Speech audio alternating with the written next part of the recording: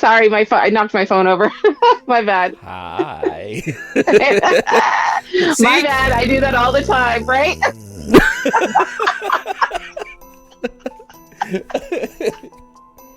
Reading a comic book on a podcast, it happens at any given day, any given time of the day. I get it. So don't worry about it. Don't worry about it.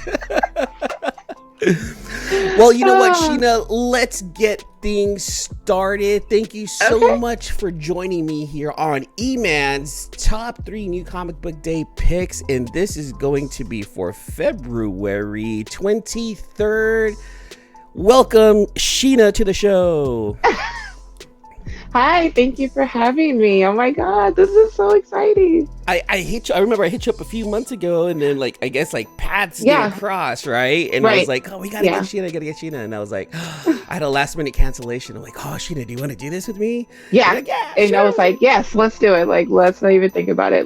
Is this time okay? Yeah. It was perfect. She is a shining light in the chat. So if you guys hang out in the chats, I'm sure you guys have seen HK Wifey 420. They're just greeting everyone. You can totally hear and see the sparkle whenever Sheena says hi to you. It just makes you feel extra special. I love it. No way. Thank you. Oh my goodness. I just love everybody in the community. Absolutely.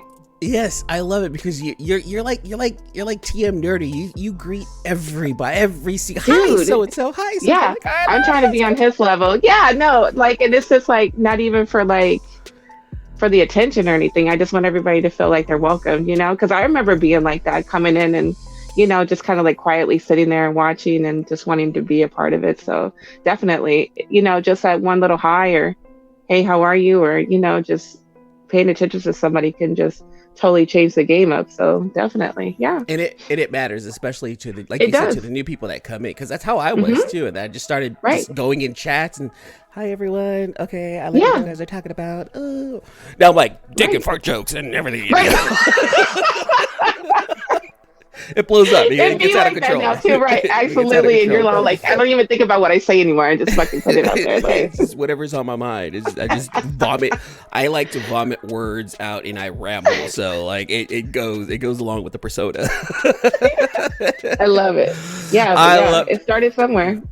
So if you guys aren't following HK Wifey 420 on Instagram and everywhere else, why not? Go do it. We're going to go ahead and plug her shows at the end of this show, but we definitely want to get her out there more. All 14 of my viewers, just go ahead and start. We're going to work on that. Subscribing, Well, we're going to talk about our new comic book day picks for next Wednesday, February 23rd. And Sheena, we're going to start with you, my friend. So I'm going to allow you to get this going. So first up, what is the very first? Now, keep in mind, everyone that's watching, there's no particular order to this right here. We are picking our top 3. Doesn't necessarily mean that these are our very top 3, but these are the 3 that we're most excited for. So, Sheena, what is your very first comic that you're looking forward to for next new comic book day? Well, it's really Saga, but we're not going to talk about Saga. I think that's just a given for a lot of people. So, and I feel like my list is really big next week. So we're not going to talk about that. But one I'm really excited for is Harley Quinn number 12. So definitely looking forward to reading about my girl. And a lot of people are really liking this current run of Harley Quinn, written by Stephanie Phillips, arts from Riley Rosmo. Let me read the synopsis about this, and I want to know why we're choosing this book, all right? Okay. If Superman had to deal with a bomb on a runaway train barreling towards Gotham, he'd just throw the whole thing into outer space like a ball. Zatanna would do some cool magic thing. Aquaman would, summon an army of bomb-diffusing dolphins or something. But I'm Harley Quinn. And I can't do any of those things. So how am I gonna defuse the bomb, save Kevin, and stop Keepsake from destroying Gotham? Well, I'm working on it, okay? Don't rush me. Right. I've definitely, certainly, without a doubt, got it handled. Probably, maybe.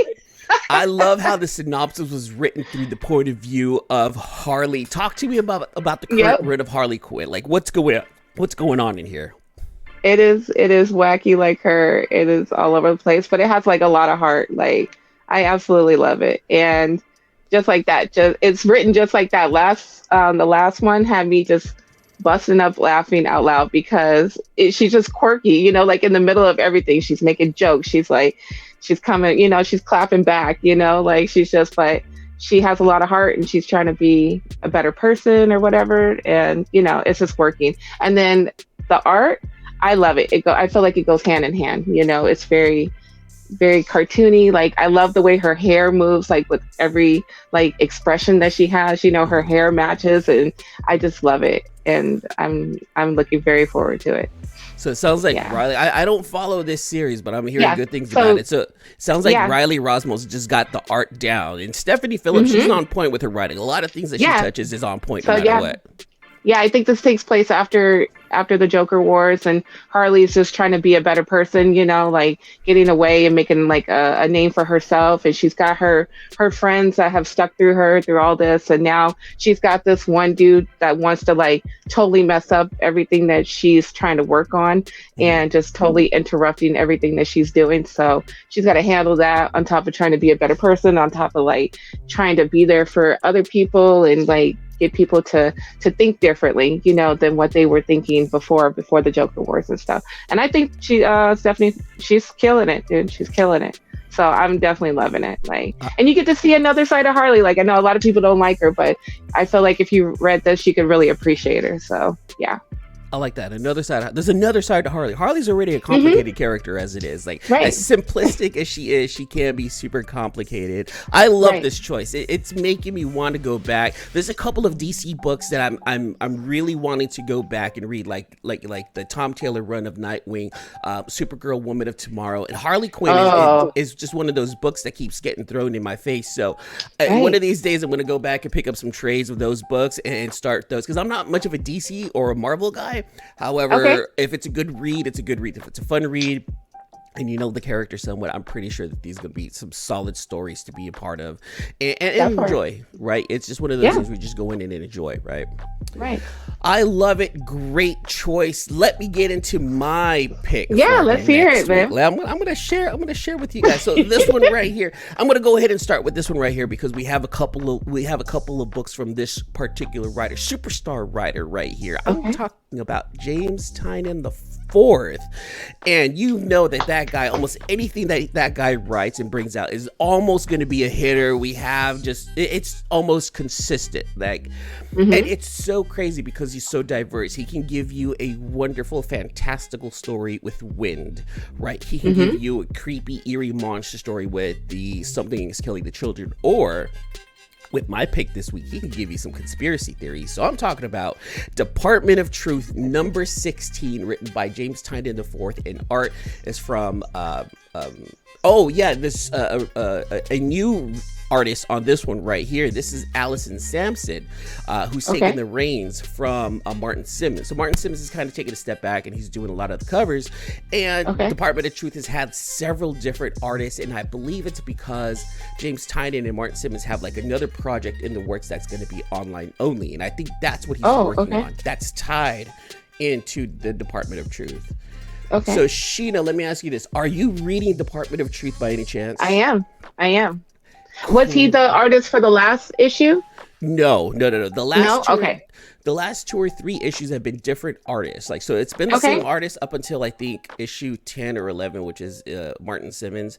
And then after that, like these last few issues, it's been different guest artists. And I want to dig a little bit and find out what's going on. I probably should have done my homework. I never do my homework. No worries. Show. I mean, I should be here. Yes, and then we have a superstar guest, and this is what's happening. Yeah, no. You're right on my level. I'm all like, oh my god, I hope he doesn't ask me all these questions. Like, I have no idea. I just read the books. Look. I look at the pictures and read. They're fine. It made me feel weird. Yay! Let me read a little bit about Department of Truth number 16. Turn on, tune in, and drop out as Allison Sampson, artist for Hit Girl in India, enlists with the Department of Truth for a mind-altering drive into designer hallucinogens. MK Ultra and Lee Harvey Oswald's true motivations behind unlocking the hidden power of the human mind. The Eisner-nominated series continues its history-shattering guest arc here. So it doesn't really tell you much other than there's something going on with hallucinogenics in this issue. And you know how even the cover. Yes, exactly. Right. You've seen a lot of the covers. I think I ended up ordering the John Jane cover because it was just super like, was it black lightish and just super crazy and wavy. And that with the Department of Truth, what they're doing is they're going back into the 60s and 70s and bringing like a lot of that lore, Bigfoot, hallucinogenics, aliens, things like that. Very X-Files-ish. And I was going to say that. Yes. Right. I love it. Super, super X-Files. And I'm already ready for the TV show. Like I miss X-Files. That part. I do too. Oh, okay. Right? I thought it. X-Files was such a fantastic show. I used to watch that with my mother. Like my mom and I used to sit and watch that show, and we loved it, right? And so I'm waiting for the Department of Truth to give me those X-Files. And I think that's why I just stuck with the Department of Truth. Like sometimes I'm like, what the fuck is going on? But at the same time, like I think that's the whole point of things. Like like the truth kind of blended in with like what the fuck moments, So definitely worth. Where the truth just seems so outlandish for it to be true, but you find out that it is, of course, in the world. Yeah.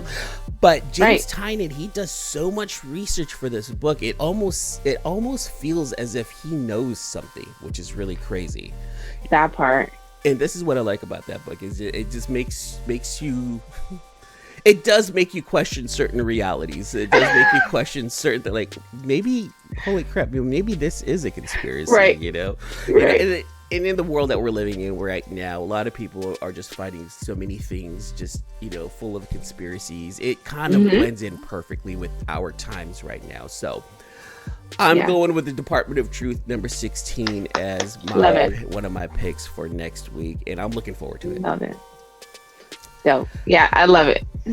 So let's get into your number 2 pick. So Sheena, talk to me. What is the second book that you're looking forward to next week for New Comic Book Day? So let's, I guess, stay within the realm of Titan, right? I'm picking House of Slaughter, number 5? Number 5. House of Slaughter, number 5. That's right. So you've stuck with this one, right, from the beginning? Yes. How are you liking it, honestly? I love it. I absolutely love it. I know some people are like, because they went from, he dropped you into, something's killing the children. You're like, what is going on? What is this? And this, and like, it was like all this action. And now he brought you back to the beginning, and kind of slowed it down. And like, now you're getting more background and everything, but I'm absolutely loving it. Like, I wanted to know more about this world, and I thought it was like genius the way he went back. It was like, okay, let's slow it down a little bit, but let's kind of keep that pace and everything. And I wanted to learn more about these characters and like just a love story and I'm just loving it. So every issue, I'm just ready for it. Yeah, I'm here for it. So it's good because now we're getting that backstory of Eren, because he was kind of a fan favorite during the Something is Killing the Children run, right? And you're like, oh, that's cool. He's helping Jessica. Oh, you can tell that there is some kind of chemistry behind them, but you're not sure exactly what. Then you're finding out in the House of Slaughter what that chemistry is.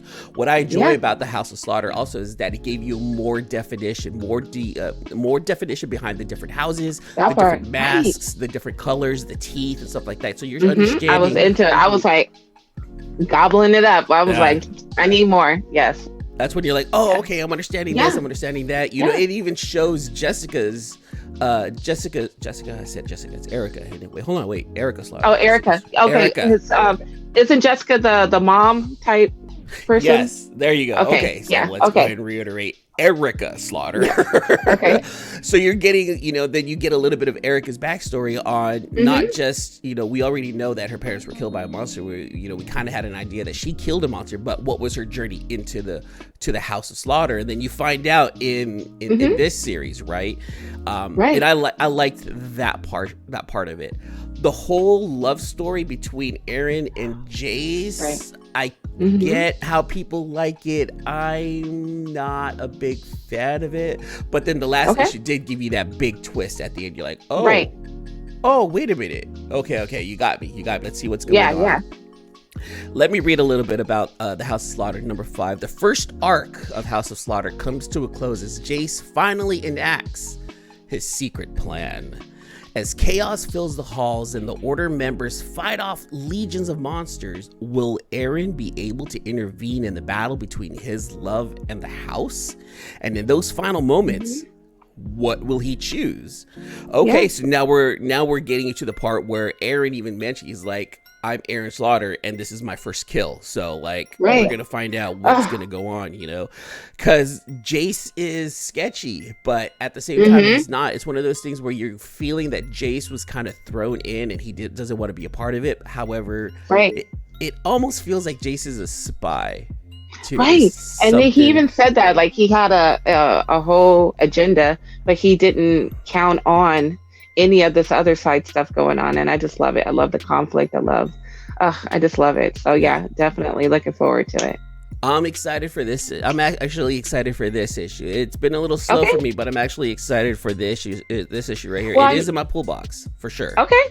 I'm glad that you're giving it a chance. Like, you know, I know a lot of people are like, after the second one, they kind of fell off. But like, I think from Jump, I was like, yes, I just need more. I just want to understand. And like, so, but definitely, I'm happy that you know, and I hope this next issue, you know, does it for you. Yeah, I'm sticking with it. I'm sticking with it because it's not, if I'm not liking, you know, the Jace Eren story, I'm liking the lore, you know, the side story. So that's the reason why I'm keeping this one full. So good choice. Great James Tynion heavy episode right here, you guys. I like her choice right there.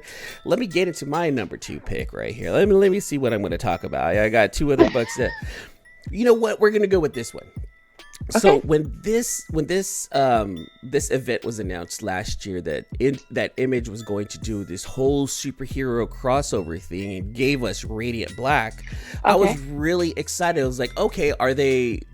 Because what I don't do, this is what I probably should do. I run a podcast. I'm supposed to be reading. You know, like previews and League of Comic Geeks and just understanding what's coming up.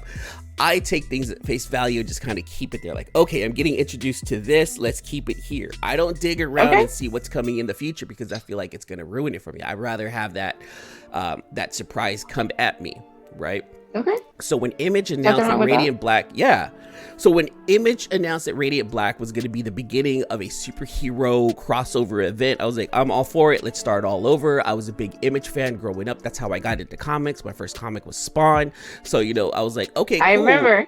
You know? So I'm like, okay, are we getting Spawn? Are we getting some Savage Dragon? Are we going to get some, you know, that all these things filled my head. I just didn't want to look into it. I wanted to be surprised. Well, this is a self-contained world with Radiant Black. And there is a crossover coming up with Rogue Sun, Radiant Red, Radiant Black, and a couple of other characters that are coming out. And I'm talking about Supermassive #1. Are you reading Radiant Black by any chance right now? No, but I've seen it around. I've seen a lot of people like who have read it. They've been happy with it. So a lot of people are actually happier with the book than I expected. I felt the first 3 issues was kind of like, this is kind of whiny. And then the next issues after that, I was like, whoa, this really got good. It throws a twist in there. You're finding out superpowers. And then later on, you're finding out that you're not the only one, that the main character is not the only one. And then you're finding out that the main character had to pass his power over to his best friend because something happened to him. And there's this whole mishmash of stuff. And then the villain seemed really cool to me. He seemed super cool. He had this really cool phasing power where you can just kind of transfer from one to another. And this is kind of following the whole Power Rangers type of motif. You know, you got a red, a blue, pink, you know, and then the one bad guy is like a rainbow.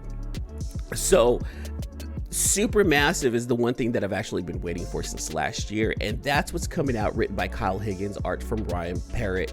Let me read a little bit about Supermassive, all right? The superhero crossover event of 2022, spinning out of the 2021's hottest new superhero debut, Radiant Black, launches into his first crossover event with the Image Comics debut of Inferno Girl Red. Now, Inferno Girl Red was actually a comic that was kickstarted. So that's a Kickstarter comic, and now Image is going to bring that comic to life. So now we're going to get introduced to Infernal Girl Red and the first appearance of Rogue Sun. So we're going to have 2 first appearances here in Supermassive. The future of Image's superhero universe is here. Power Rangers Shattered Grid Architects Kyle Higgins and Ryan Parrott, Matt Grome, and Francesco Manna from Marvel's Ultraman, and the colorist extraordinaire Igor Monti unite for a one-shot, oversized crossover event so big it can only be called Supermassive. I like this, but the thing that's confusing me is I've seen Infernal Girl Red. I've seen Rogue Sun, they're pushing them. We know Radiant Black, but I don't know who the villain is, nor where this is taking us. Yeah, so I don't know where this is going. And now, of course, I have Rogue Sun, on pre-order. I have Infernal Girl Red, which I'm going to go ahead and order. I want to know what's going on with this world. The whole idea, kind of like an R-rated, millennial-esque Power Rangers type, book. Okay, you know what? Let me give it a shot. Radiant Black is up and down, but I'm looking forward to this because this is actually something I've been waiting for a whole year. So are you reading any of the Radiant Blacks? Is that on your pool by any chance? No, I think my friend Q is reading it though. So definitely. But I wanted to say, don't quote me on this, but I think that my shop is actually doing a signing for this book. So if they are, let me look on their thing, because I know that they just said, but I could have swore it was for this book. But if they are, I'm gonna hook you up. Don't even trip, okay? Ooh, so let me don't quote me, but I'm gonna look into it though. So you heard it here. If there is a signing, I think it is. When you said that, I was like, I think that's it. I'm gonna go stand in line at my first signing. Okay. Yeah, go check it out. Check it out for you. Check it out for someone else. I want to say this is gonna be a good starting off point also because it introduces two new characters and you've heard of one, so it's kind of like it balances out. Okay, you can kind of read this and start here, and then go back and probably read the Radiant Black series. But let's see what Kyle Higgins has in store for all of us because I'm really waiting for this right here. And I can't wait to hear your thoughts about it. You made it sound I was like, damn, why am I reading this? I tend to read from other people's works, and then when I go in and review, I'm like, it's pretty. Yeah, that's me. I swear to God. And here it sounds way better when I actually say, I'm like, you need to read this. The end. I can make it sound great by the superhero crossover event of 2022. I can read something and then when it comes out to me reviewing it, it was nice. Words, the pink.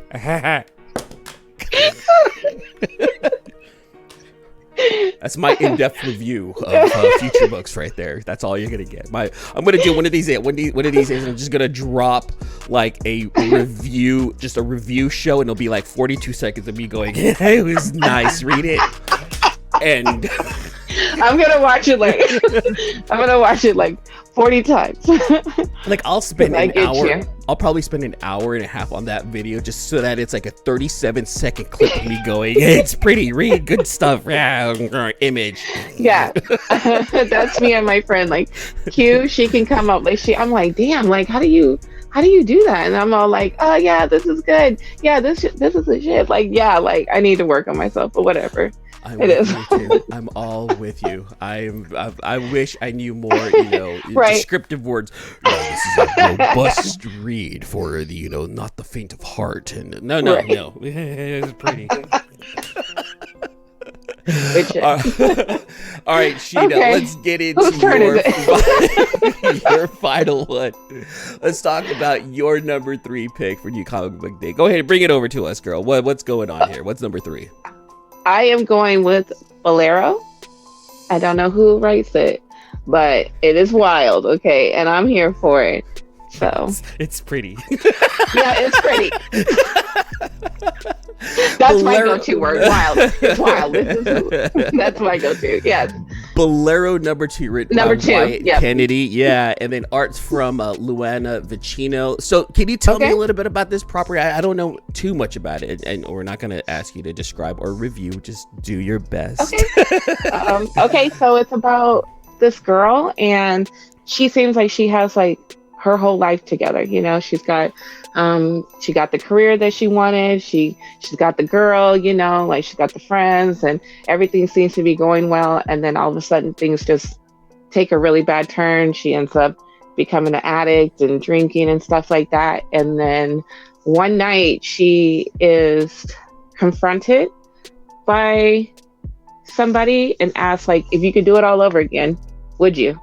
And she decides that she would, because like her life is just in shambles, so it's basically that, like, what if you had it all and then lost it? And what if you had another chance to start all over again? So, but it's just like this twist. So I'm not going to get into it, but like, like besides like the wild stuff that goes on and everything, it's a solid story. So definitely the way that the first issue ended, definitely ready to see where the story goes. So I feel like it's worth it. I saw this in the shop. Of course, I pass up. There's only so much that I can get. I saw it. I was like, I'm always for reading a new number one, and it's not like new number one. Let's spec on it. There's a number one comic. Let's see what happens. No. Sometimes it's like I'm interested in starting anew. When I start something else. So this is this sounds like a story of a do-over. This sounds like a story of someone who is giving another chance. Like. After going down the rabbit hole, right? Let me read a little bit about number 2, because this story does sound interesting. The way you said it, the way you described it, it sounds interesting. Let me read the number 2. With her dimensional door opening key, Devin escapes through the multiverse to mend her broken heart. She visits her life as a Victorian aristocrat in the age of dinosaurs, an astronaut watching planets die, a ritual sacrifice, and worst of all, a pop idol with an intensively overbearing stage mom. Oh, wow. Let's hope she survived. What in the shit are you reading? So when I watched Jen and Mars like religiously, okay, but they were talking about this book. Jen said this is my book of the week, like, but I didn't really pay attention to like what the story was all about. Then my friend Q picked up the book, and I was like, oh, she's reading it, I'm gonna read it with her, because I wasn't gonna pick it up. But when I did, I was like, what the, oh my God, like what is going on? And like, just it's wild. Like what you read, I know you're like, what is going on? But it's out there, and I love it. I'm with it. Like it's so good. Don't pass this one up, you guys. This one sounds crazy and good. It is. I know that, like, and I don't want to spoil it. Yeah, I don't want to spoil it and get into it, because I can go on about it. But I feel like it's definitely worth picking up, and it's only on the second issue, so you should be able to pick up the first one with no problem. It's early enough. Like I know a lot of people jumped on Marjorie Flanagan, multi-dimensional traveler person. She's this person who would go back in time and dimensions and just do all these heists. This sounds similar in a sense that this is a person going through different dimensions, almost recreating or rehelping or restructuring her world. And then there's always there's always consequences or like things to give back. You see what I'm saying? It's not like, oh, they just handed her this and then like without it being some kind of catch. So, but definitely looking forward to this. I'm actually really interested in that now. So because you said it, and of course, I love Jen and I love Mars. I've had them on my show also. So if those two say it, what was that? What'd you say? I said, I'm obsessed with them. They already know, though. They're all right. They're okay. I love them. They are amazing. Right? Jen's awesome. Mars is awesome. They're so cool. But yeah, Bolero is yes, it's now on my radar. I'm actually gonna go in and see if I can find number one. I'm gonna go out. I'm gonna do my second round of comic book hunting maybe this weekend. So I'm gonna see if Bolero's around, because now that really got me interested, especially the way you described it. Right? See, you're doing a good job. It's not just it's pretty, it's wild. Pick it up. Look, we're growing together. Look at us. That's what we do as a community. We help each other out. We back each other up. Bolero number 2. This is Sheena's final pick. I'm truly interested in this, so I'm actually going to go in and find it right there. All right. Now I can't wait to hear what you think. Yeah. It's pretty. Yeah. And even if you don't like the story, I think you'll like everything else that goes on in it. So, yeah. I'm for sure. Definitely. I'm going to pick it up for sure. All right, let me get into my number one pick. And you mentioned it earlier today, and I'm going to talk about it, even though the synopsis is like 4 words long. I'm talking about the masterpiece, and now we're in the second part of this possible. I believe they're going to go 106 issues with this masterpiece.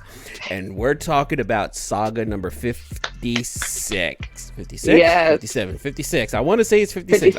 56. I love Saga. I waited 3 years for the last issue to come back, and it did not disappoint. It left us with the cliffhanger, with what happened to Marco, with what happened to the Will, with what happened to Prince Robot. Now we're looking at Alana's story. We're looking at Hazel's story, and this story is so fantastical. It's so space opera-ish. It's so Star Wars-y. However, it's such a trip at how relatable this comic is to me also. The things that I've seen in society, the things that I've seen with, how people are treated because they're not of a certain race, or they're not of a certain economic background, or what people have to do to fend for themselves. Like, it's so real, right? And that's Preach, friend. Right? It's so real because I see things like this happening every day here in my neighborhood. And I love how Brian K. Vaughan just brings these words to life, makes Hazel, the way she is, Alana's personality, the way Fiona Staples draws is so gorgeous. Just hand in hand. Yeah. Yes. Yeah, I'm not gonna have big crush on Alana just because of the way Fiona Staples draw. I will not lie. I don't know. It's between Stephanie Phillips and Alana. I don't know. They're both on my radar. Right. I have a crush on both of them almost equally. Same. Okay. I know you're reading Saga, so I'm gonna let you cheat on this one. You can talk about Saga yourself. So tell me your feelings about Saga right now, Sheena. Dude, I came in late to Saga. Like, I waited not as long as you guys, maybe like 2 years. And when I read it, it just changed my life. Well, Saga is what brought me in to comics. So, definitely when I finished and I was like, oh my God, like, this is like one of the best things I've ever read. So, and when I picked up issue 55, I was just like, it was like a gut punch, because like, it just took right off. And then it reminded you of what happened and all the hurt again and everything. But it felt good to be back with those characters, So definitely worth picking up. Definitely worth being excited over. And I'm here for the long haul.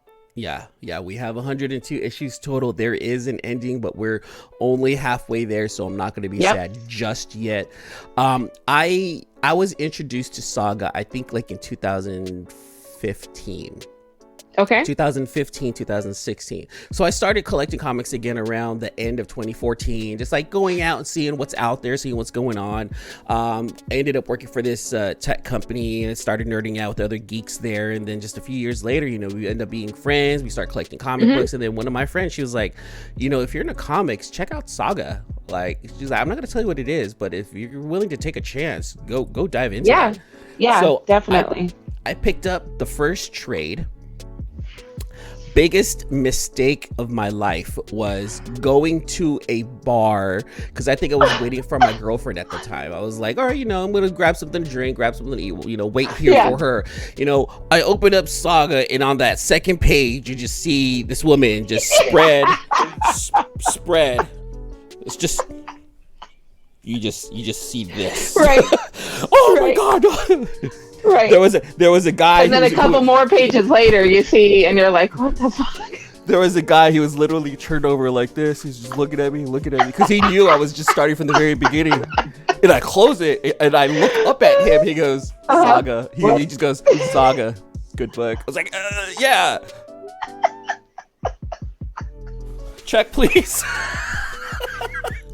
That was the worst. That was the worst. I was like, oh my God, I could never read that. Because before I used to take public transportation to go to work. So I live in Oakland, and I used to take public transportation into San Francisco. So I used to take the train, the BART train. And I'm BART, like, right? Yes, the BART. So like, on there, people read their books. Everyone's on their phones, right? And I'm like here, like, oh, this is the new comic that I can read on the BART train while I'm waiting. Yeah, no problem. I'm reading, like all these comic books. I could bring this one. Open up the no. There's no way. I have like faces right here on BART, just like, what are you looking at? Like, and you just see legs like this. You just like, That was the worst thing I could have done. But after that, I was like, oh my God, this is just a fantastic book. Yes. So now we're in the second half of this epic space opera, and I mean, really, this is the synopsis for this book right here. Everyone mourns in their own way. That's it. So I'm now like, oh, don't do this. Do not do this. Girl. Oh God, what are you doing, Brian K. Vaughan? I know Hazel's gonna survive, but I just don't want to find out that we're losing someone too soon. Right. So let's see. The most emotional epic in comic continues. That's really the perfect explanation right here. So Brian K. Vaughan, Fiona Staples, I love you. I'm probably gonna hate you, but then I'm gonna love you. Right, love you, hate you. Something's gonna happen here. Yeah. Oh my God. Definitely. I can't. And then wait. I just recently. Oh, I'm sorry, babe. What were you gonna say? I was like, I just can't wait. I just can't wait for this next heartbreaking. I want my heart broken. Like, I guess. I'm a masochist. Like, I'm an emotional masochist. That part. If I'm gonna get my heart broken, let it be because of Saga, and it's so worth it. Yeah, definitely. If you're gonna have your heart broken, let it be because of Saga. I'm taking that from you, and I'm gonna staple that everywhere. I'm gonna just go ahead. Quoted by Eman. You boo. You're right. It's good. It's pretty. Exactly. That's what I'm taking. That's what I'm gonna take. It's pretty. Well, that's it right there. That's our top 3 No, picks. thank you. That went by so quick. I had so much fun. I'm glad. That's what I strive for, is just to have fun on this show right here. And I'm glad that my friend Sheena came through finally. Hey. Thanks for having me. Oh, no problem. Look for her on the social medias. Sheena, go ahead and plug yourself. How can people find you on the social medias? I am She the Geek on Instagram. I hang out on my homegirls, my beautiful, talented friends' YouTube channel at times, named JRels 24/7. Sometimes we just come on and talk comics and just BS, so you can find me there. And just hanging out in the chat. You can see me. I'm HKWifey420 and YouTube land, so definitely.